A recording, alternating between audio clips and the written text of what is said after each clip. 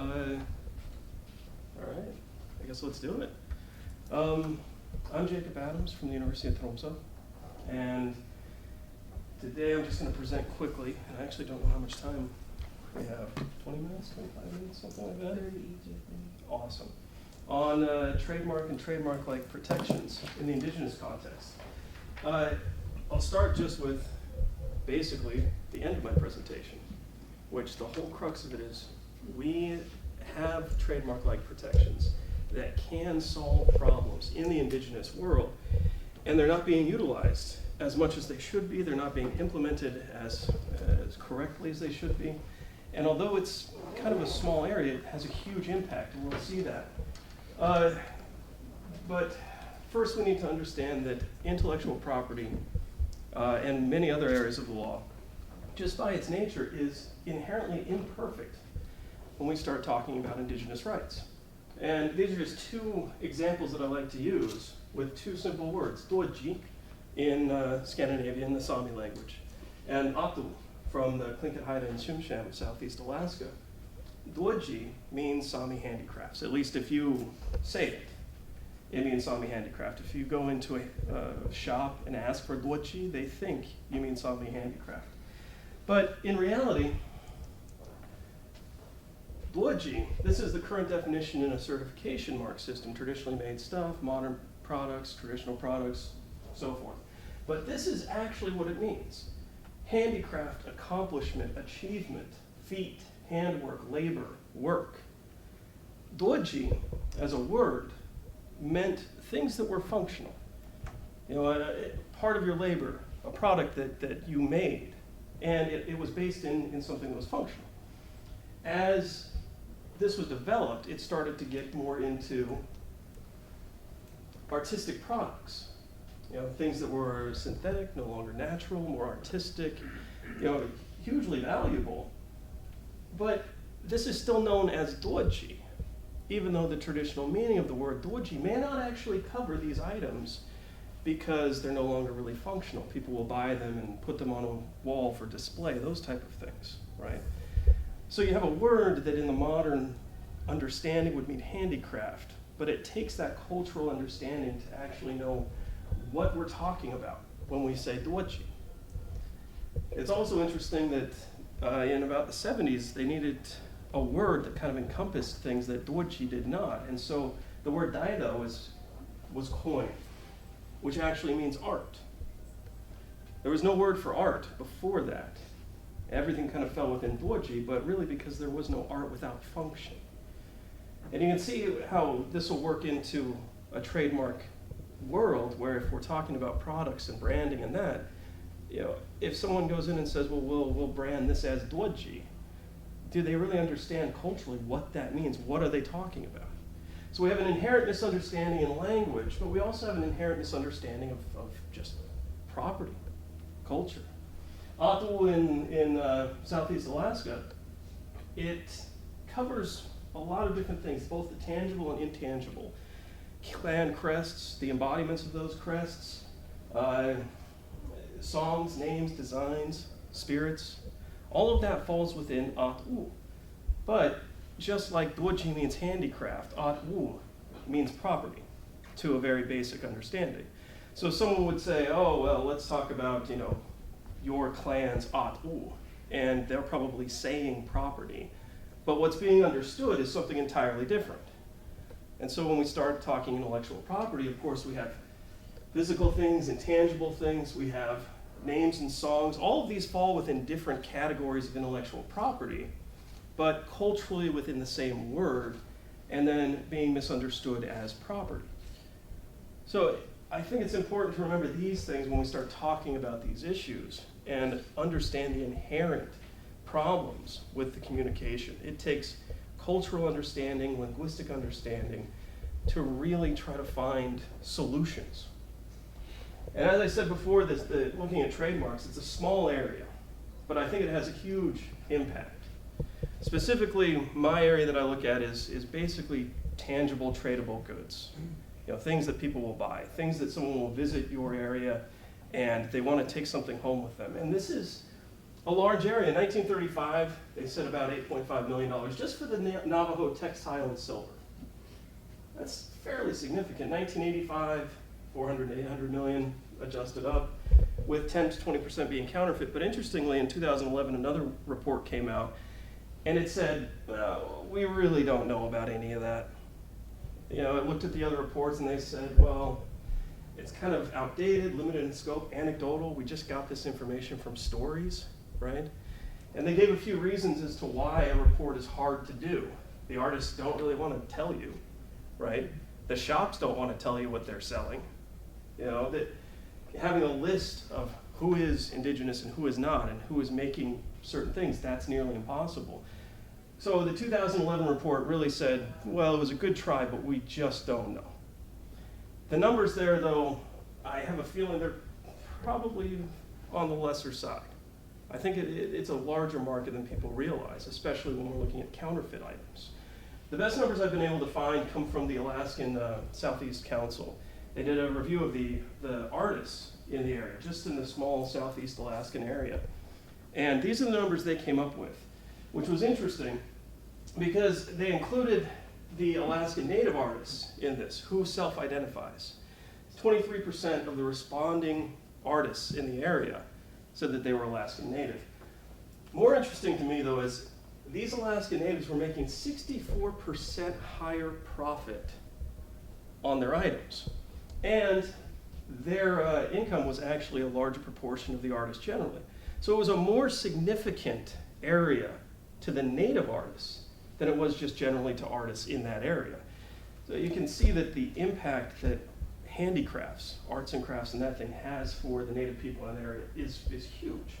Not only is it huge for the visitors in that, but it's huge for them personally. That's what they're doing, and it's a bigger proportion of their life. When I was looking at doing my research, these quotes, I think it kind of shows my motivation. And I intentionally left the dates off of these things. But I hate being someone that reads off of PowerPoints, but I'm going to do it anyway because I love these quotes. There is a definite demand on the part of the public for Indian arts and crafts products. The demand has led to the manufacture of imitations by machinery, and the market is being flooded with low-cost, spurious articles to such an extent that the sale of genuine handicraft is seriously affected. I think we all understand that. We all know that. We all feel that. We can see it, right? The public desires to buy only genuine Indian handicraft products. Of course, this is in an American context, but there is a demand, right? Someone who's purchasing these things, they want genuine. The problem is, it takes an expert to figure out what is and what is not genuine. Now, the interesting thing about these quotes is they come from 1935. It's kind of shocking to me that not much has changed. These are just as applicable now as they were in 1935. One of the biggest impacts, though, that I see in what I do is not so much securing the market itself, but it's the cultural survival. Indian artisans have voiced concern that traditional knowledge of how to create these goods, often passed down from generation to generation within the tribes, will not be carried further by younger generations if they cannot make a living producing these goods. It's a vicious cycle that many indigenous groups have fallen into. Spurious low-cost imitations, counterfeits, are flooding the market. They reduce the price of these items. It makes it impossible for genuine artisans to create genuine products and compete in that market. And because they can't compete, because they aren't making a living selling that stuff, the way to make those items is no longer being passed down. We're losing the handicrafts, we're losing the identity, and we're losing the traditional knowledge that surrounds these items.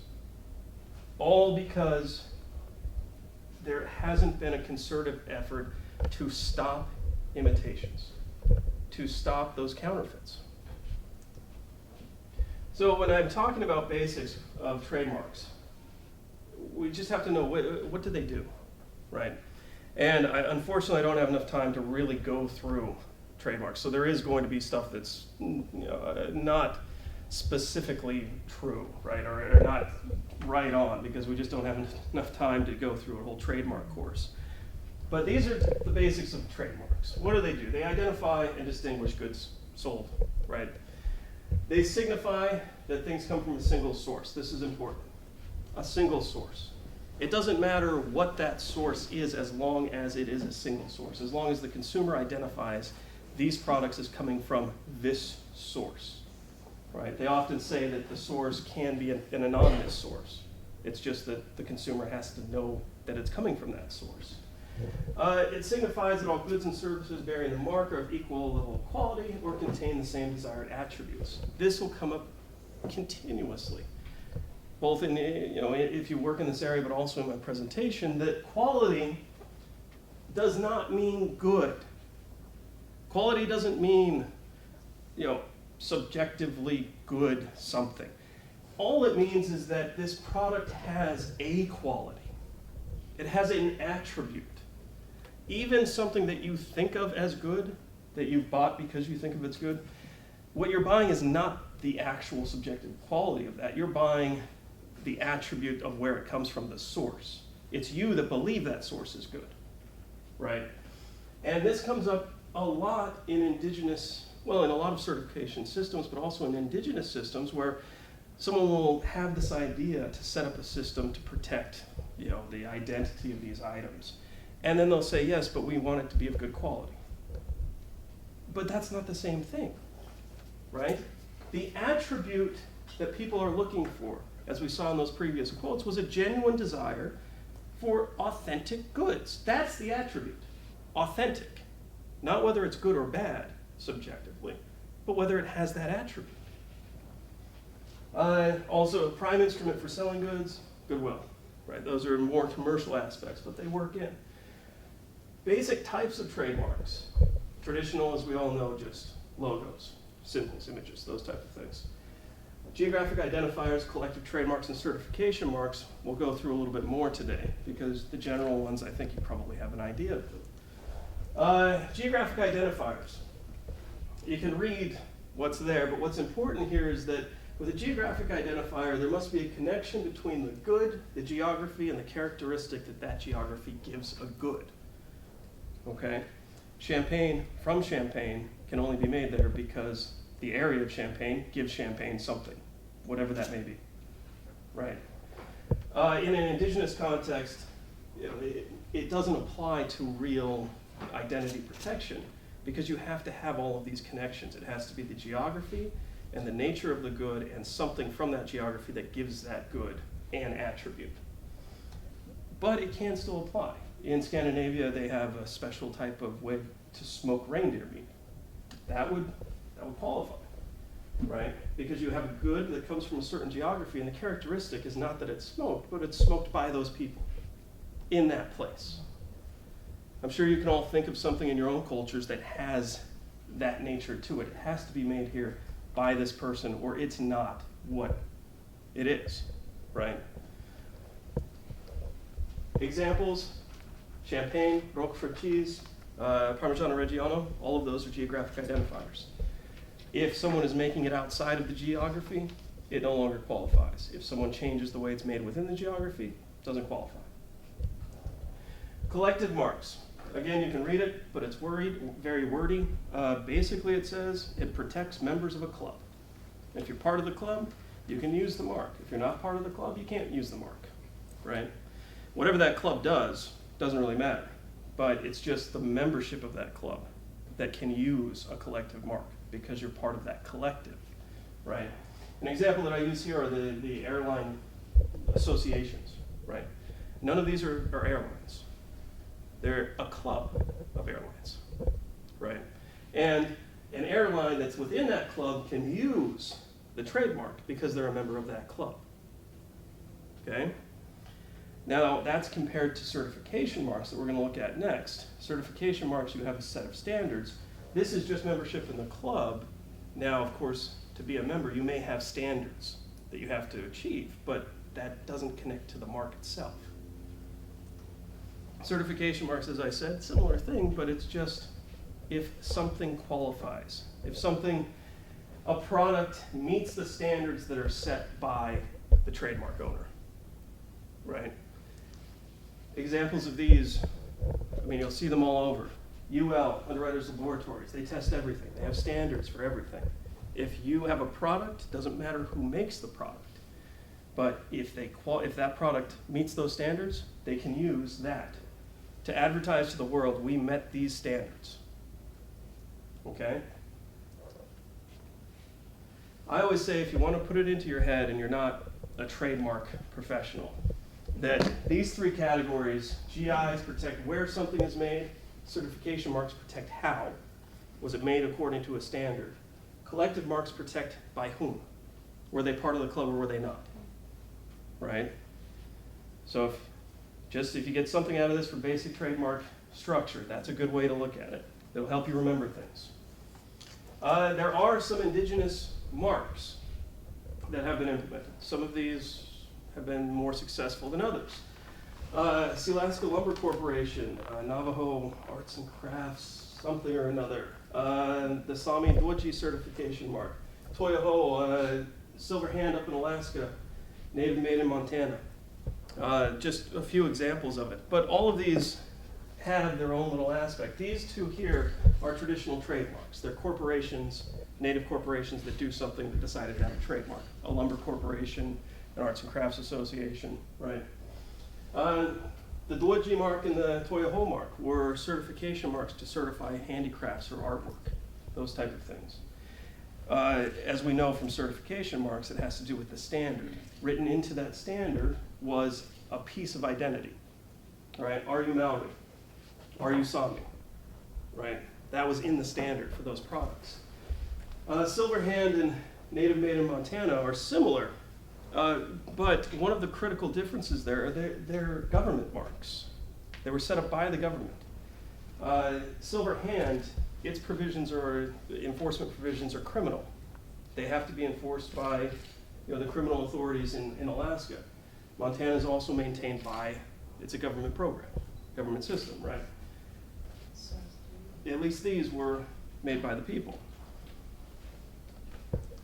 Now, a lot of people think when we're talking about certification marks, how is it that we can certify something as amorphous as cultural identity, right?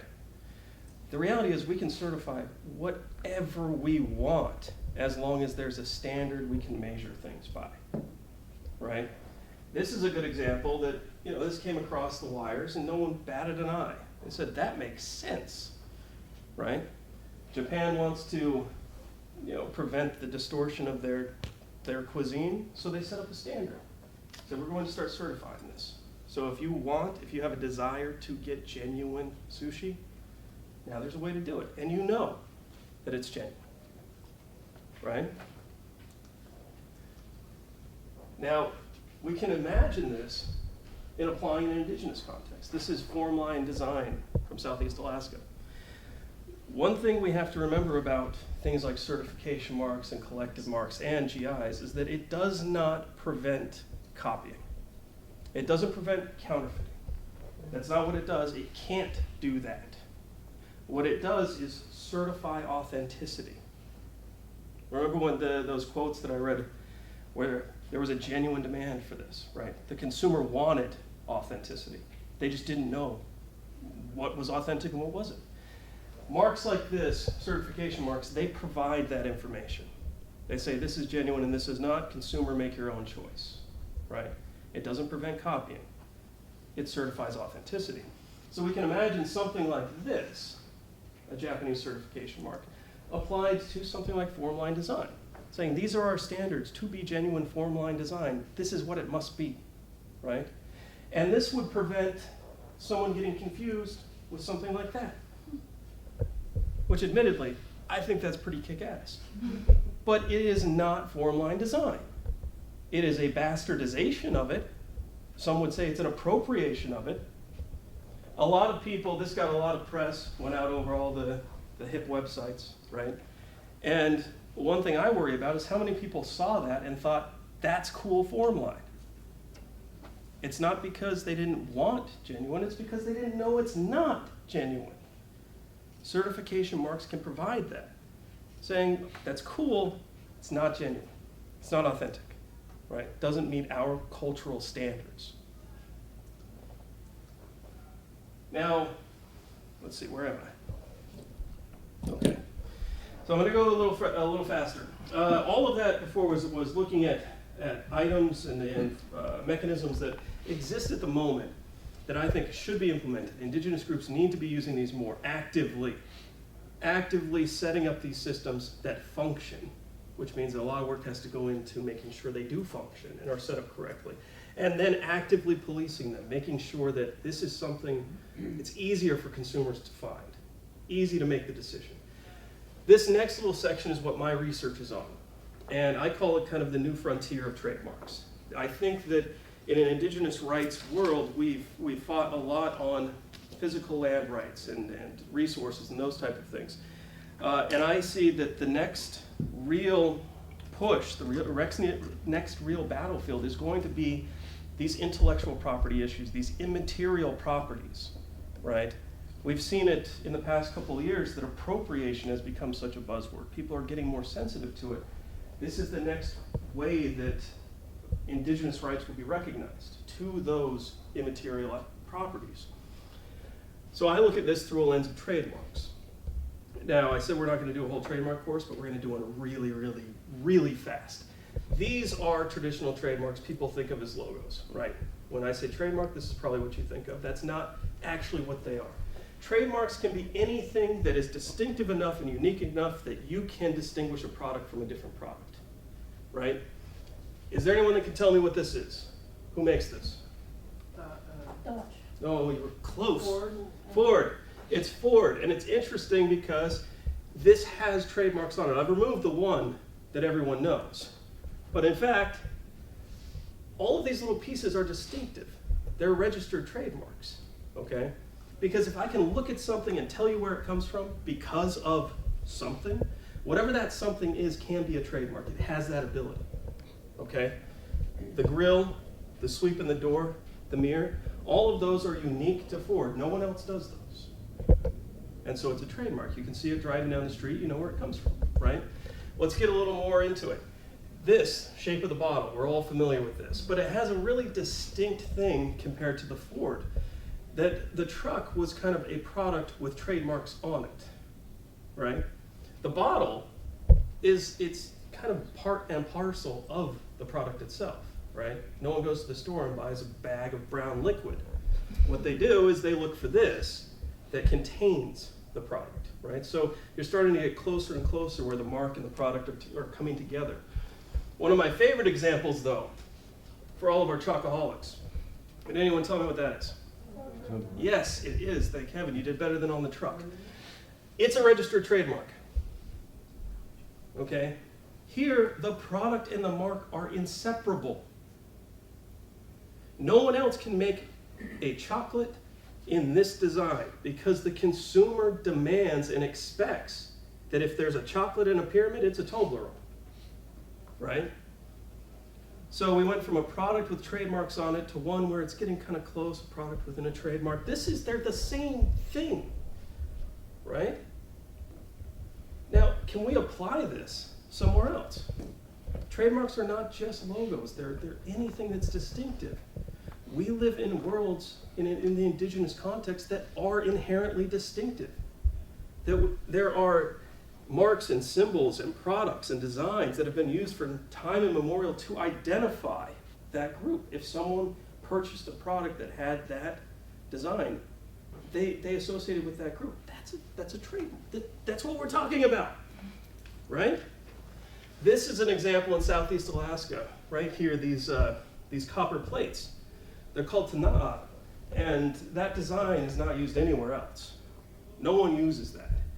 It's an inherently non-functional design. The only thing that was meant for was to be an exhibition of wealth. That's it. A big copper plate, but a big copper plate in that design, not just any big copper plate, okay? And if the copper plate was in this design, people just knew where it came from. It came from the Southeast Alaskan natives, right? This is one that was made for me a little while ago by a traditional artist in Juneau. And this is its counterfeit. Now, it may not seem like that big of a deal, But to me, it's a huge deal. One, because it's straight appropriating traditional, cultural expressions, as they would say. But more importantly, this little guy, he kind of lends himself to earrings and trinkets, necklaces, pendants, those type of things. And you'll see if you visit that area, that's exactly what's happening. Something that is so distinctively Alaskan Native, being misappropriated, stamped out on high-speed machines, and being sold to tourists, right?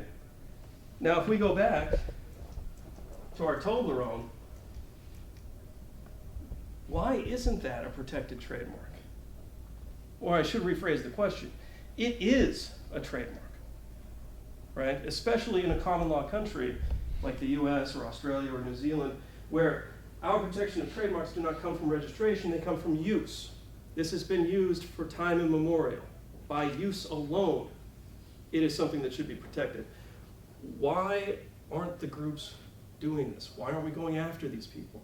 Why are we taking the view of these counterfeits not as something that the native culture was an aesthetic resource that they could draw from, but looking at it like any corporation that owns trademarks and saying, no, that's infringement. You've stolen property.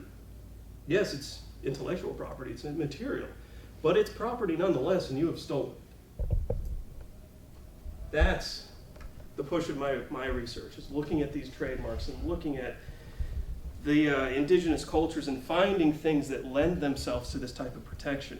Of course, if they lend themselves to this type of protection, they also lend themselves to being counterfeited and to being sold to tourists and to diluting the culture. And that's why it is a small area of research, but it has a huge impact. You saw those numbers, right?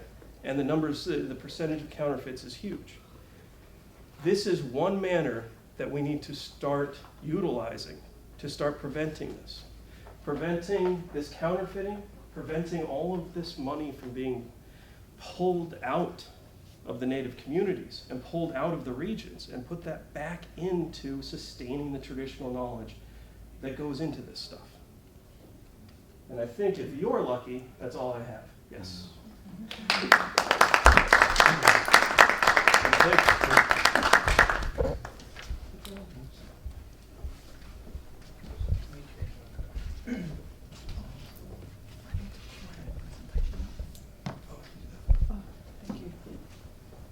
Tēnā koutou katoa, I te atua nāna nei nā mea katoa kei te mihi ki a koe, I te whare tū nei, tēnā koe, I te marae, I takoto ki wahora, tēnā koe, I te tangata o tēnei whenua, nā kaitiaki o tēnei whenua, tēnā koutou, I ngā mana, I ngā reo, I raurangatira mā, tēnā koutou, tēnā koutou, tēnā koutou, tēnā koutou katoa.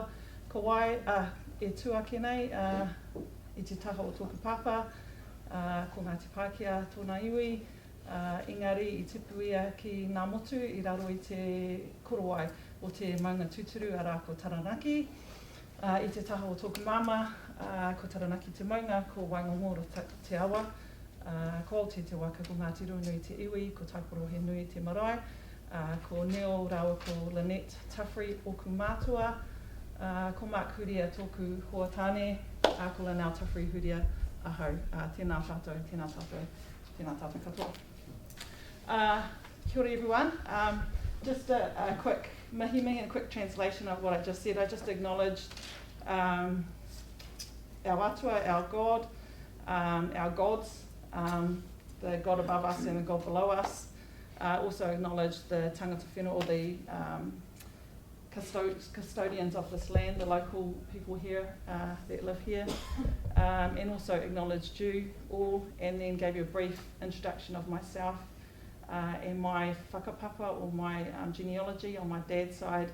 My dad is European, but he grew up on the north side of a mountain in New Zealand called Taranaki, and my mum is also from that region. She's from Taranaki as well, but she's from the southern side of the mountain, and they met in Wellington, and then here I am, and all my tribal affiliations. So my mountain is Taranaki, my river is Waingongoro, my waka is Aotea, and my tribe is Ngāti Runui, and my marae is Tupfery-Huria, so kia ora tātou. So I'm going to also talk about intellectual property, in particular the clash between cultural property and intellectual property, which expands on what Jacob has just talked a little bit about. And this topic has really fascinated me because I do endorse a lot of what Jacob has said, and I'm going to talk about some other options, not just the trademark system, there are other options out there for protecting our cultural property. But first of all, I'm going to take a trip, just go through what I'm going to cover today. So firstly, I'm going to have a look at where we've come from. So in Māori, there's a well-known whakatauki or proverb which states, kia whakatoa muri te haere whakamua, my past is my present, is my future. I walk backwards into the future with my eyes on the past. So with that in mind, firstly I'm going to look at where we've come from, where our ancestors come from. Secondly, I'm going to look at some of the current examples that we've seen of misuse that Jacob also talked about, some misappropriation. And then lastly, moving forward, where we might head to.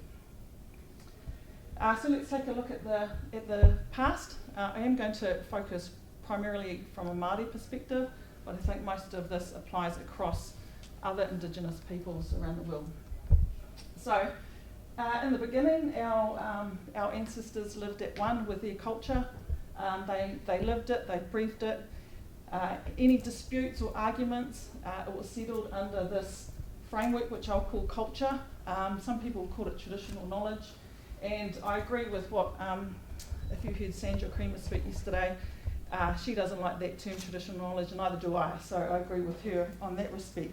So I'm going to call it culture, just because culture encompasses not only knowledge, but also those things you talked about, Jacob, science waita, but also the tikanga, kawa tikanga that we live by, those protocols, those cultural norms, that regulate how we live and how we operate. So this culture, it was not seen as something that we monopolised or we owned. It was shared freely amongst ourselves, but also amongst our manuhiri, our visitors. And it was also something that our ancestors vehemently protected. They protected those kawa or tikanga or cultural norms, protocols that were followed. They vehemently protected those and made sure that everyone lived according to those standards. And then we came to a situation where we had colonisation. Now that photo is our current Prime Minister, John Key, and one of our tipuna, our karawa back home. Obviously colonisation was not so friendly at first. But as a consequence of colonisation, we've seen this real, as Jacob touched on, there's been this real fight to retain our lands. We've been focused on those sorts of areas, retaining our lands, but also at the same time, and if you think of it a little bit broader, it really was a fight to retain what I've called culture and retain that connection with our lands, which enabled us to maintain a connection with our culture. So after colonisation, we saw this continual degradation of our culture through not only land purchases and land confiscations, but in particular, specific legislation that forbade us talking Māori language in schools. It forbade the use of traditional rituals, which suppressed there was an act called the Tohunga Suppression Act, which was a deliberate attempt to stop our medical, our tohunga, who were our priests and our who guided us in everything that we did. There was a deliberate act to suppress them. But so as a consequence, we've seen this real loss of identity and loss of connection. And today we're still dealing with the consequences of that in particular, and we've heard the stories from others, over the last couple of days.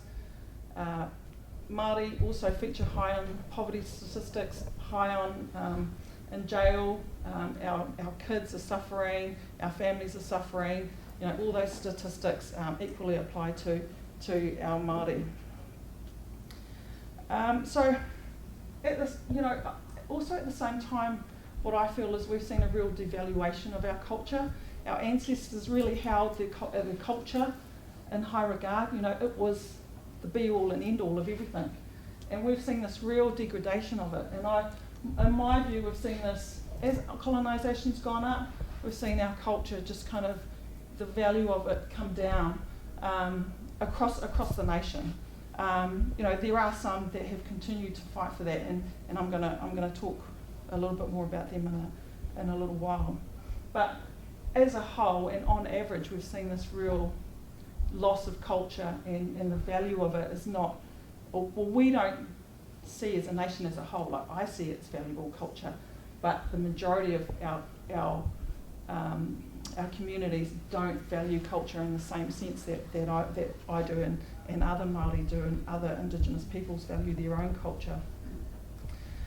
And so in the environment that we live in today, so that shouldn't be the first one, but here are some more examples that Sandra talked about some yesterday, of some examples of cultural property being misused. Jacob's talked about some more examples.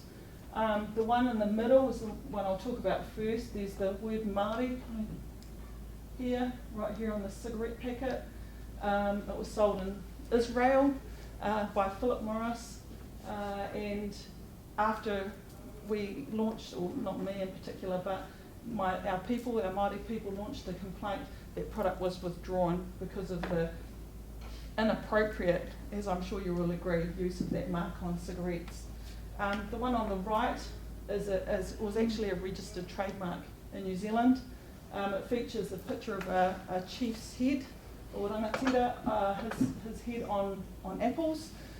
For us, that's a complete clash of ideas, because our head is considered tapu, or sacred, and food is considered noa, and opposite of sacred. I don't want to say it's unsacred, because it is still precious, but it's the opposite of sacred. So having those two ideas in a trademark is actually a real conflict of ideas.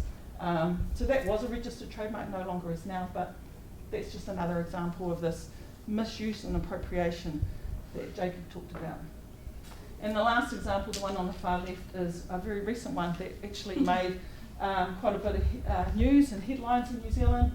Hinimoa is a part of a well-known legend from the Te Arawa region in New Zealand. This logo was used on beer or alcohol, and was considered completely inappropriate, obviously, by the people from the Te Arawa Rohe, having that image of their ancestor used on alcohol. That product has also since been withdrawn because of the backlash that company received, but just the fact that it's still occurring now is just an indication of that, that lack of respect for what I've called culture. So in New Zealand, Māori have been considered, have seen as quite lucky, I think, from other Indigenous peoples, because we have Te Tiriti o Waitangi. Some lawyers may disagree with you who work in this particular field, but I think that if we didn't have the treaty, we wouldn't have had a lot of things come out of that, including our Treaty of Waitangi Act, 1975, the establishment of the Waitangi Tribunal, the settlement process that we have had, and all of which enable Māori to make government account for some of the degradation of our culture.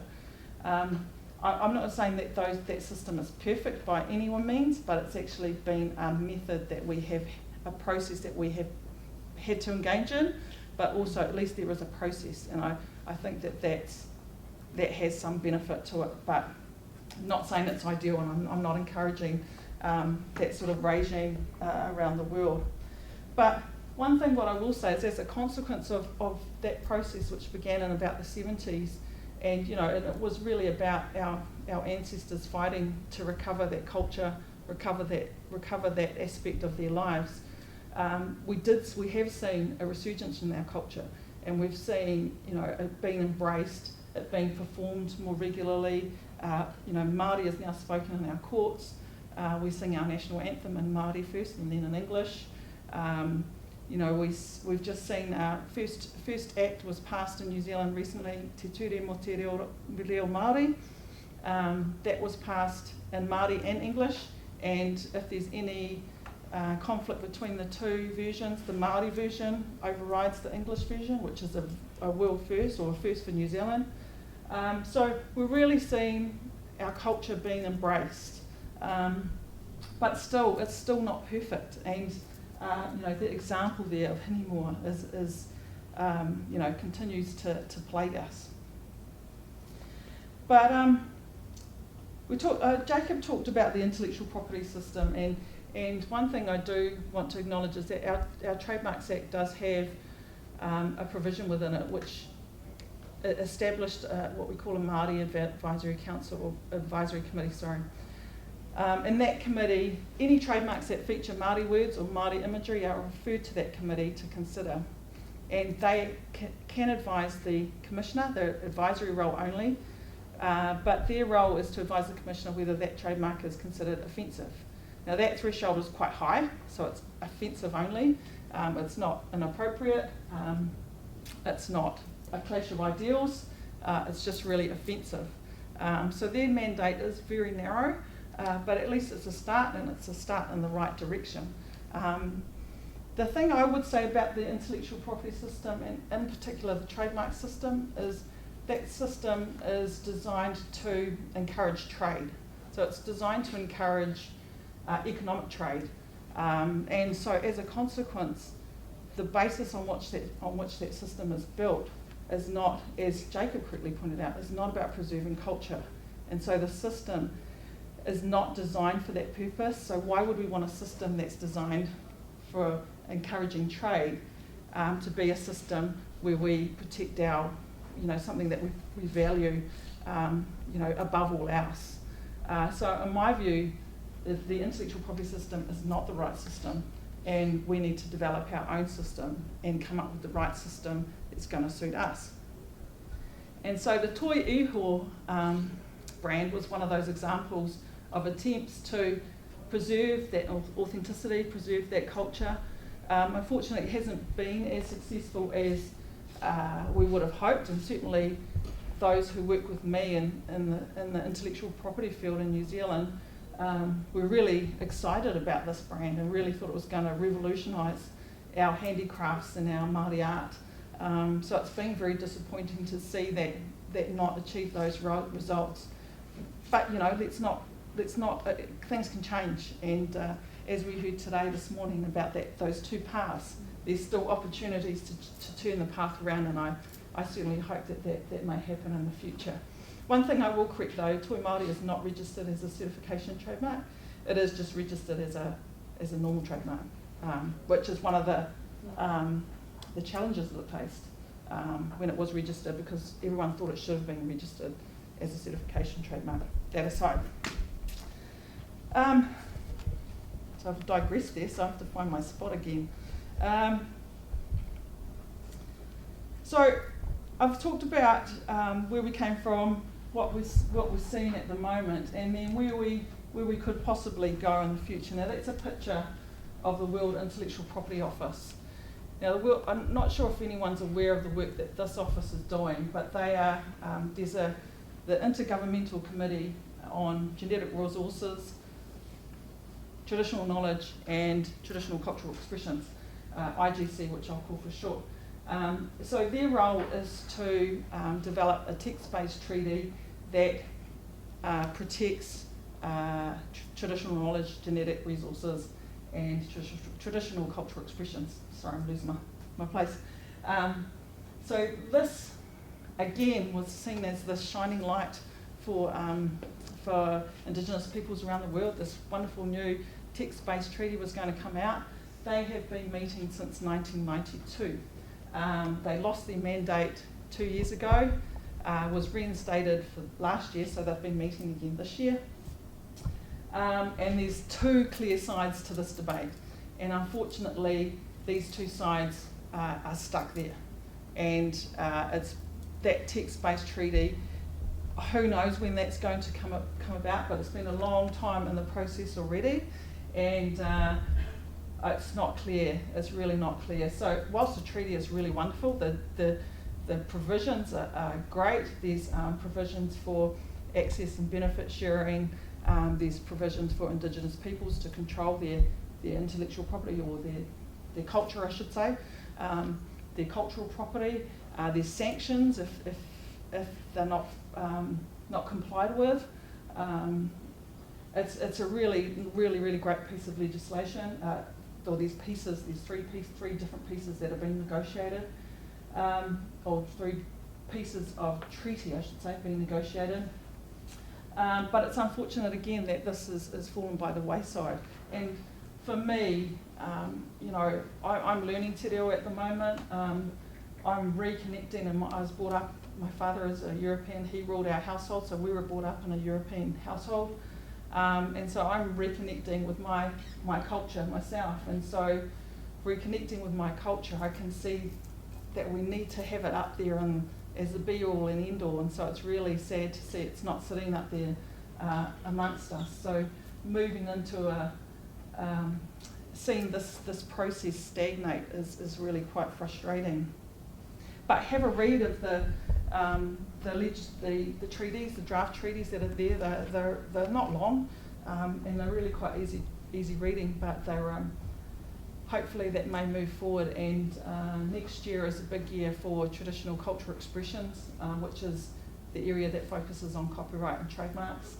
The negotiations are going to focus in that area, so that's the area that I primarily work in. The next slide is the United Nations.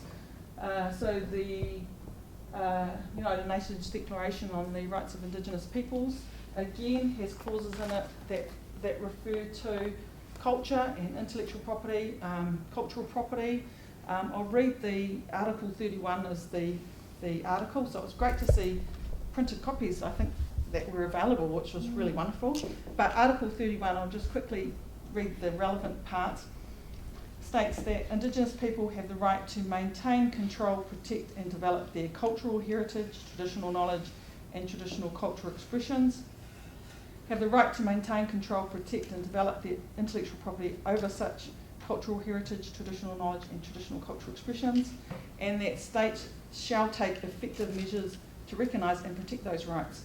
Now, New Zealand signed up to this this declaration in 2010 and has done nothing to give effect to that provision, in particular, that Article 31.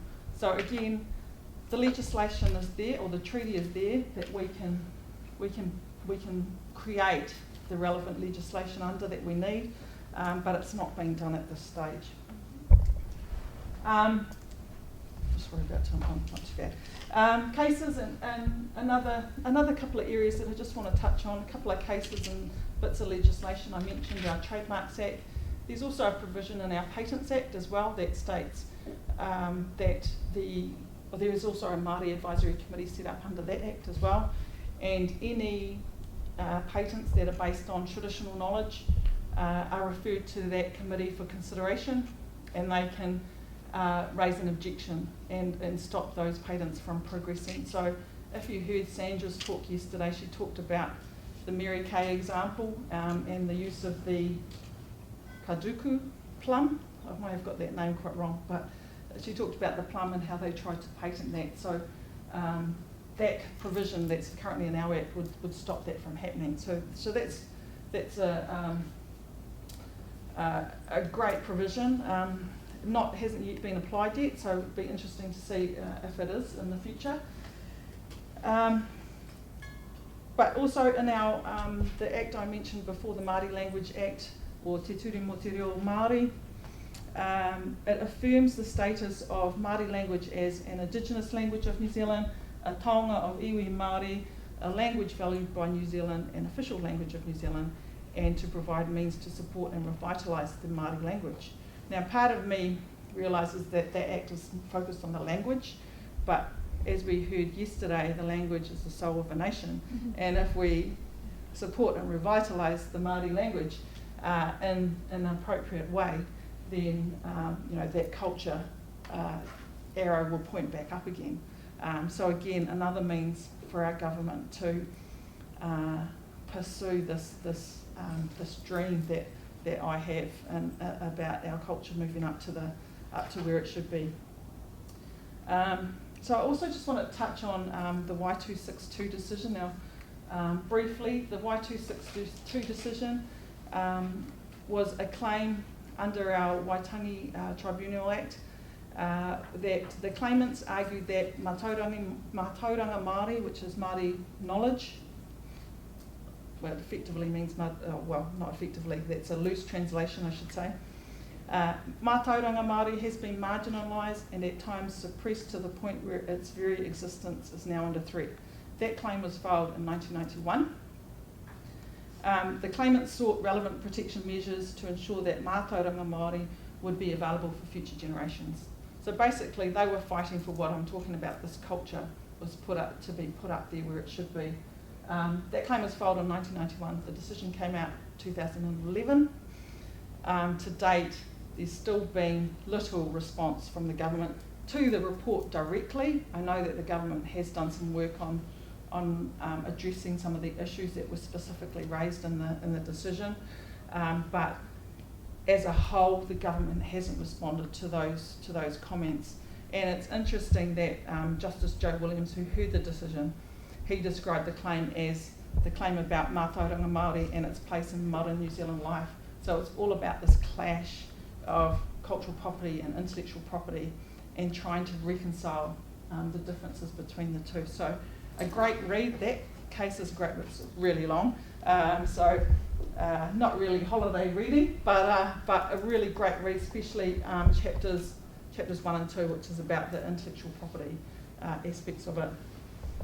So in that report too, they also recommended a new commission be established with this role of, and we talked about this before the session, of sort of being this authenticating culture in the sense, identifying what would be an aspect of culture that could be protected, and then giving it this level of protection that prevented commercial uses like the ones that I showed you before.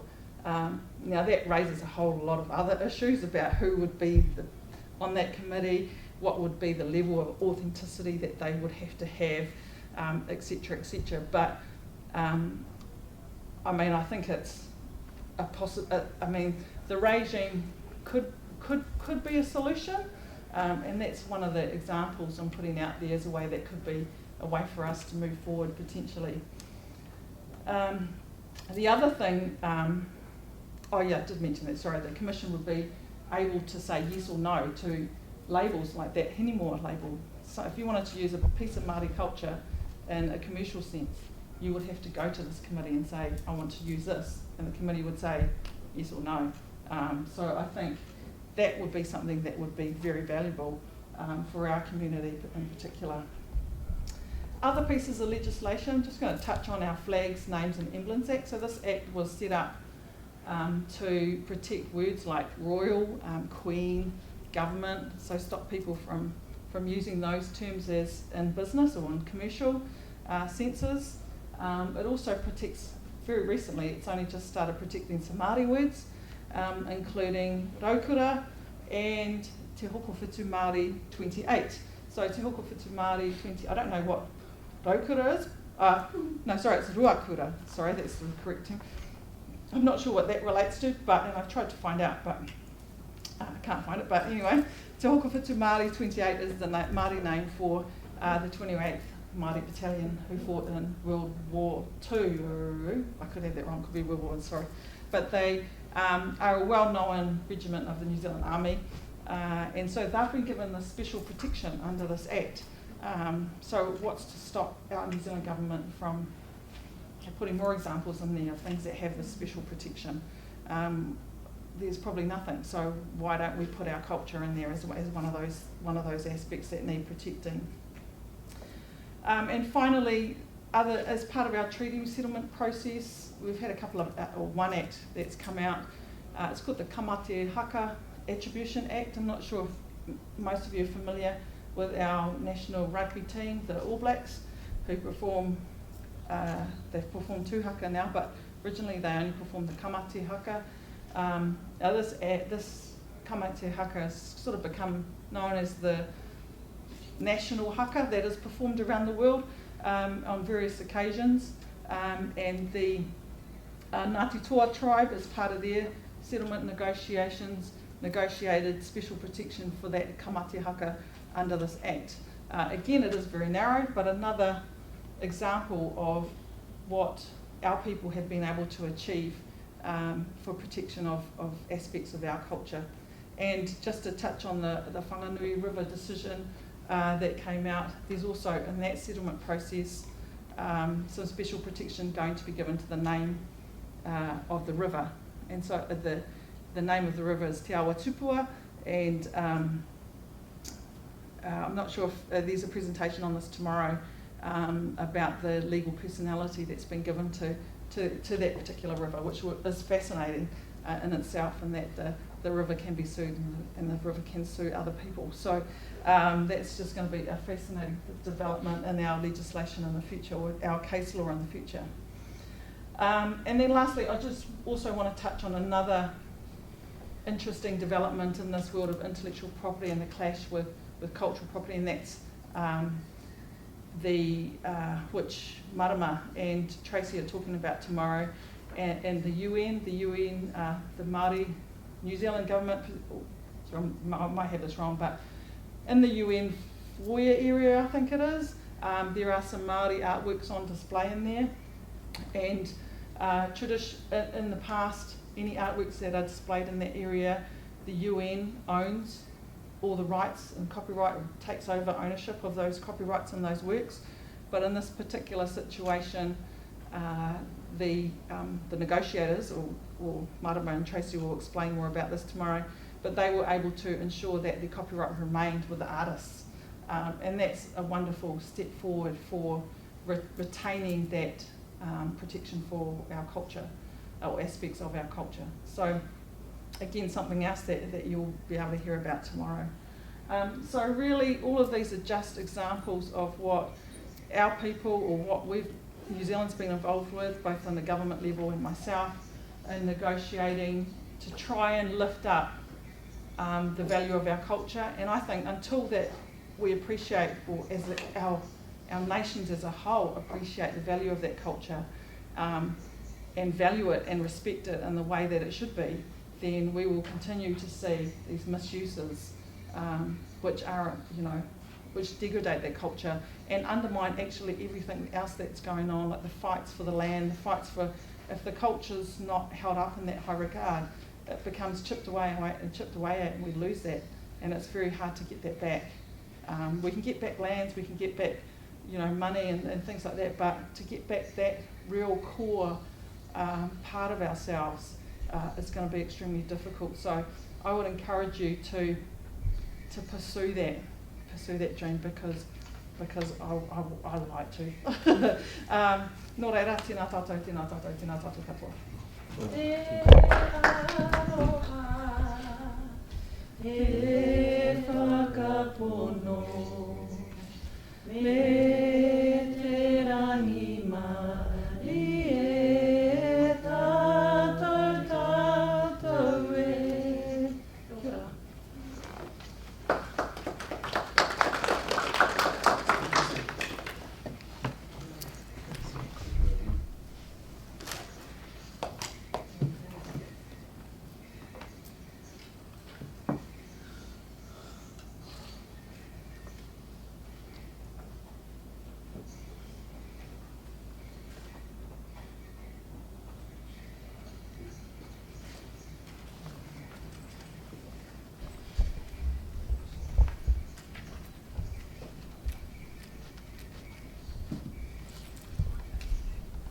Kia ora. Get the flag around the right way. I want to face them next. Kia ora koutou, ngā mihi nui kia koutou. Ko Mangahomia te maunga, ko Mangatū te awa, ko Ngā Ariki Kaiputahi te iwi, ko Mangatū te marae. Ko Ika Nui o Māui te waka, ko Marcus Matawhero Lloyd, aho.